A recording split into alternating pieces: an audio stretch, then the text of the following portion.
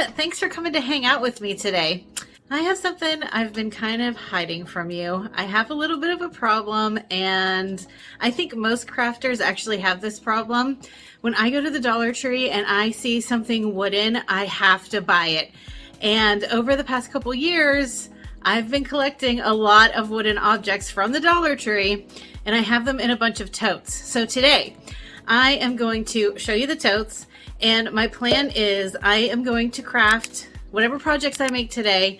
I'm going to try to use at least 2 wooden objects in each of my projects. Hopefully more than 2. We'll see.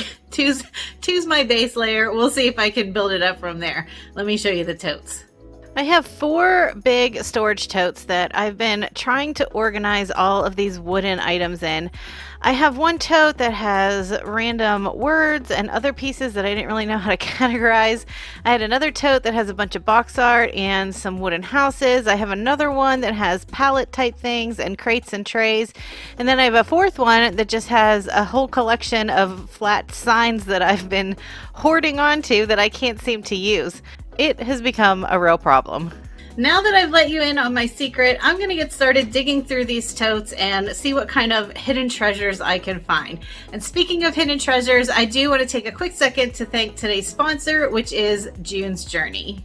June's Journey is a free hidden object game that is available to download on Android and iOS mobile devices. The game takes place in the 1920s. The main character, June, is trying to solve the mystery of her sister's unfortunate murder, and she also discovers some family secrets along the way.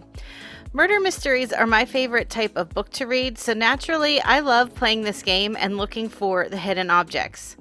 Many of you know that I do work full-time as a hairdresser in addition to the work I do here on my YouTube channel. When I get home from doing hair all day, I like to relax, put my feet up, and kind of reset by playing June's Journey. The link to this free game will be listed in the description box below, and I will also have it pinned as the first comment. In the month of March, June's Journey is holding a special, exciting new event for all players that have completed the first 6 chapters. This event is a unique short story that dives into the past of the different characters. It's still a hidden object scene, but you have to play it in silhouette mode to discover unexpected twists and turns in the story. Thank you again to June's Journey for sponsoring this video. Make sure you check out that link in the description box. Now that I've rested my feet and recharged my brain, I'm really ready to get crafting. I hope you are too. Let's get started. The Dollar Tree always carries tag-shaped signs, and I'm always drawn to them. I seem to have an overabundance of them. I grabbed one of the signs to use as a background, and I also had 2 of these mini drawers that I also found at the Dollar Tree. I flipped the sign over, and I'm giving it 1 coat of green chalk paint. After my paint was dried the whole way, I took my sanding block and I started roughing over the edges. I wanted it to have a worn look, but I didn't want that distressed look that you get from paints, and because this is a wood sign, I knew that if I sanded off a little bit of that paint, some of that wood would show through to give it that distressed look that I like. Using my ruler, I found the center of the sign, added a pencil mark, and then I also found the center of the backside of the drawer. And I ran a pencil line the whole way down the backside of the drawer so that when I went to glue it in place, I would have a guide. I could just line up the 2 lines and I would know where I needed to glue my first drawer. For the top drawer, I just eyeballed how far apart I wanted it from the bottom drawer, and then I repeated the same thing. I marked on the sign where the center was, and then I marked the center back of the drawer, added some hot glue, lined my 2 marks up together, and glued it into place. I grabbed some of the cotton twine that you can find at the Dollar Tree. This usually isn't in with the crafting stuff. It's usually found in the automotive section. I cut a length off and I folded it in half. I fished the loop through the top hole of the tag, pulled the ends through, and let them hang to the side. Then I grabbed my sanding block and I wrapped the cotton twine around my sanding block about 25 times, or until I felt like it was thick enough for a tassel. Then I pulled the string down that I had attached to the top of the tag, and I tied a knot where I wanted the tassel to hang from. Once I had my knot in place, I strung on 3 wooden beads. I added just a tiny dot of hot glue over the knot so that the top bead would stay in place over the knot. Then with the 2 strings that were coming out from the bottom of the wooden beads, that's what I used to tie on my tassel. And that way the strings from the ends of that rope coming out from the top of the tag would be hidden within the tassel itself. And then I just finished off the tassel with another piece of the same twine, wrapping it around about 1 inch from the top of the tassel.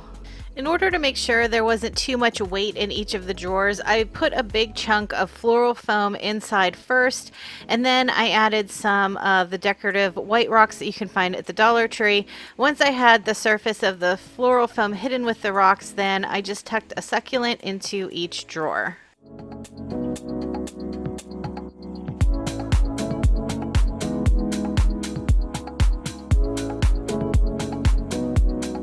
I have several packs of these bamboo rings in my stash, and in one of the packs I had used the big one, but I still had the small one to use up.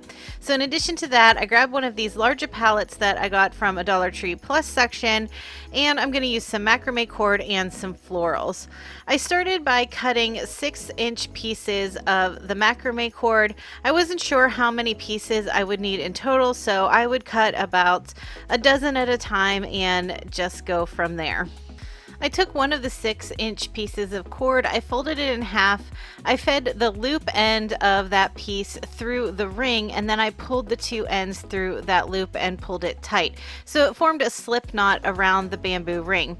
Now you can see here that the cord is kind of sticking straight up from the ring, which is what I wanted it to do, because once I had the ring full of all of these 6-inch pieces of cord, I could smash it down and the ends of the cord would flare out from the ring.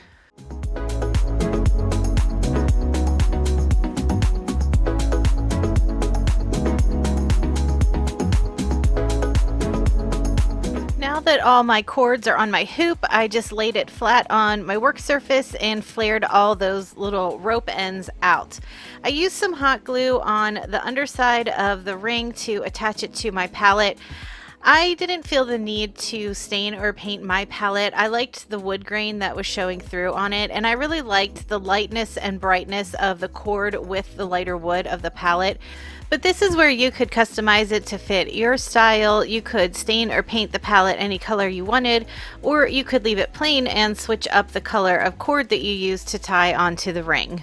I wanted to keep the embellishment simple for this wreath because I really liked the flared look of the rope around the ring.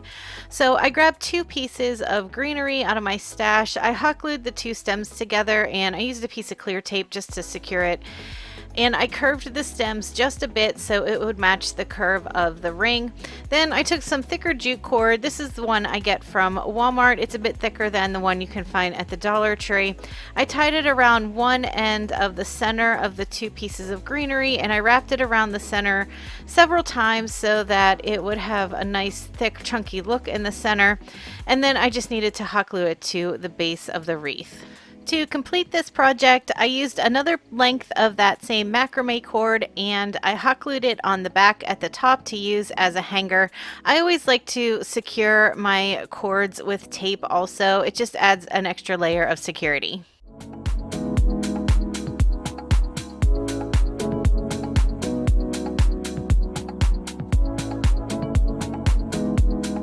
I see these Wi-Fi password tag signs at the Dollar Tree all the time. I usually find them in the picture frame aisle.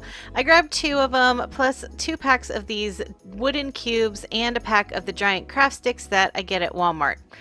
First things first, I added a bead of hot glue to the bottom of one of the signs and glued it to the bottom of the other sign. Then I cut down a piece of the giant craft stick and I hot glued that over the seam for a bit more security. Next, I got to work cutting down my craft sticks.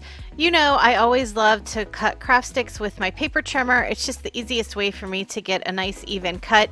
I started by cutting the sticks in half and then cutting the rounded edge off of each stick. I think the final piece was about 4.5, maybe 4 3/8 of an inch long. I started using hot glue to glue my sticks down. This is going to be a tray. So I started at the bottom and I glued the first stick over the seam in the center, and I glued one stick on each side. Now, since there is an angle at the end of each of the sides, I took one of the sticks, I held it in place with a piece of painter's tape, then I just used a pencil to draw the line, and I used scissors to cut that angle that I needed, and I kept the other piece that was cut because I was able to flip that over and glue that in place on the other side. Then I moved on to the second row of sticks, and I just made sure that I staggered it so that it would create a brick lay pattern. So instead of laying my first stick over the center seam, I made sure that the seam of the two sticks on the bottom was in the center of the first stick that I glued in place. And then I just kept repeating that the whole way up until I got to the other end of the sign. When I got to the last row, the sticks that I was using were just a bit too wide, so I did have to cut them down vertically so they could fit, but I just repeated it the same way as if they were the wide sticks. I made sure that I staggered them so that the pattern continued on with that brick lay, and then I cut the angles in as I needed to. I'm keeping my tray simple. I really like the pattern that the sticks provided for this tray, so I'm just using some of the antique wax by Waverly. I'm applying it with a baby wipe so that I'm applying and taking off the excess all in one step. And I also applied that same antique wax to 4 of those wooden cubes as well. Once my stain was all dry, I just needed to glue the wooden cubes on the bottom to act as feet. I did a test run with these first, and whenever I laid the cubes down so that the square ends were flush with the square ends of the tray, if that makes any sense, it kind of made it look like a skateboard. But if I tilted the cubes just slightly, you can see here now that the points face outward, it really changed the look of the whole tray, even though it's just a minor detail.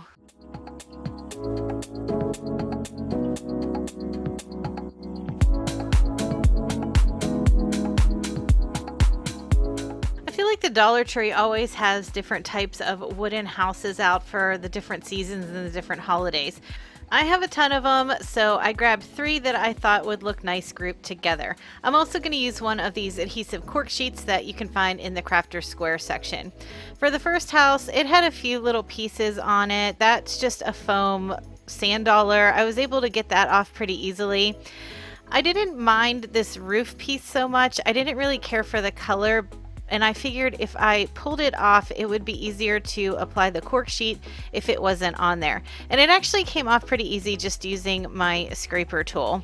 I did have to sand it down a bit, and once I got the piece off, there were actually a few little nails, I guess they're nails, maybe staples, I don't know, sticking up, but I was able to push those down flat with just a pair of pliers. I cut a piece of the cork sheet down so that it was just slightly bigger than the house itself. It does have an adhesive back to it, but I did run hot glue around the edges just for a bit of extra hold. Now, because the lines on this house are so simple, once I had that cork sheet in place, I was able to flip it over, and using my utility knife, I could just run it along those edges and cut off all the excess.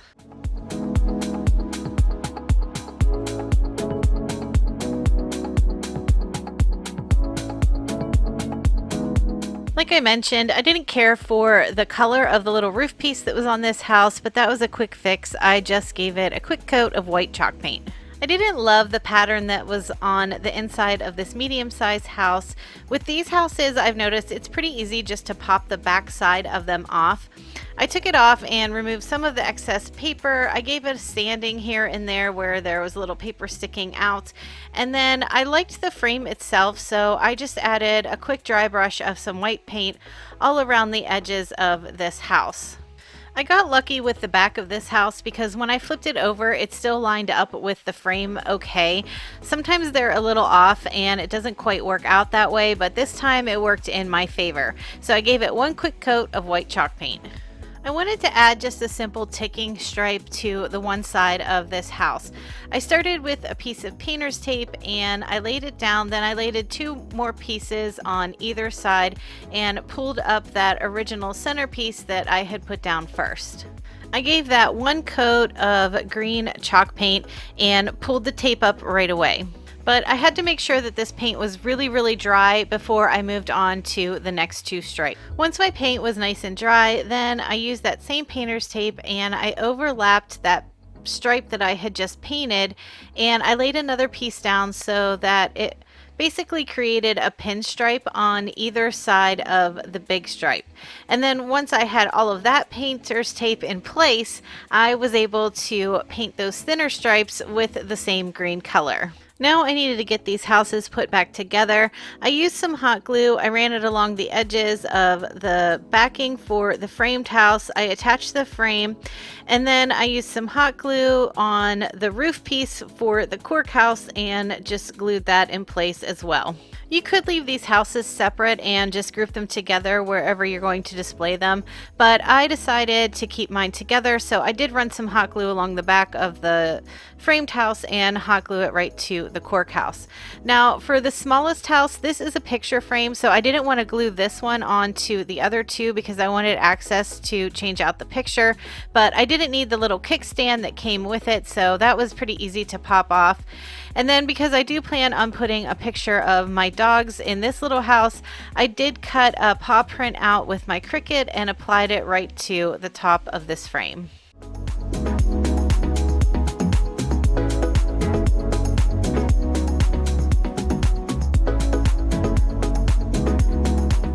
Over the summer, we have a lot of picnics and cookouts up at my pap's house, and he used to drive a truck pretty much my whole life.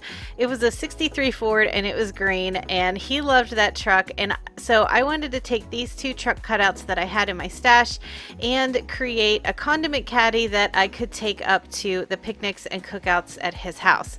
Also with the 2 trucks, I am going to use one of the small wooden trays that you can find at the Dollar Tree. Now because his truck was green, I wanted to make sure that my caddy was green as well. This isn't quite the green of his truck, but it's close enough. And I made sure that I painted the front and back sides of both of the trucks and the inside and the outside of the tray too, all with the same color. My pap owned his own plastering business, so his green truck was his work truck as well. So even though it was green, it had a lot of splashes of white on it just from all the plaster that he hauled around and used all the time.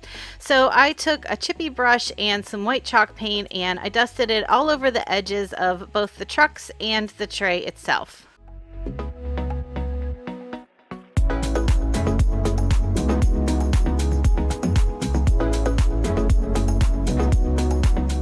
My pap had the name of his business on the side of his truck, so I used my Cricut to create a small decal that I could put on each of my trucks. It says Paul Devan Plastering, and then I was able to assemble all 3 of the pieces. Because we will be using this outside for picnics, I wanted that long-term, short-term hold, so I added some wood glue to the edges of the tires, and then I added hot glue to the center of the crate, and I just held it in place until I was sure that hot glue was set. I glued the first truck on, and then I glued the backside truck on, making sure that it lined up as best as I could, and this is a perfect piece to hold the condiments for our picnics. Now, it's still winter here in PA, so I'm not able to take this outside and seal it, but once it gets a little bit nicer, I do plan on adding a clear coat to this just to make it a bit more weatherproof.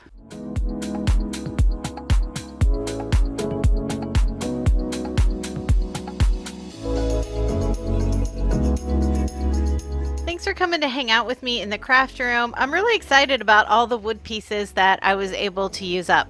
Also, big thank you to June's Journey for sponsoring this video. Make sure you check out the description box. It'll be the first link listed down there below. It is a free game, so make sure you give it a try. All right, everyone, have a great week, and I'll talk to you in the next one.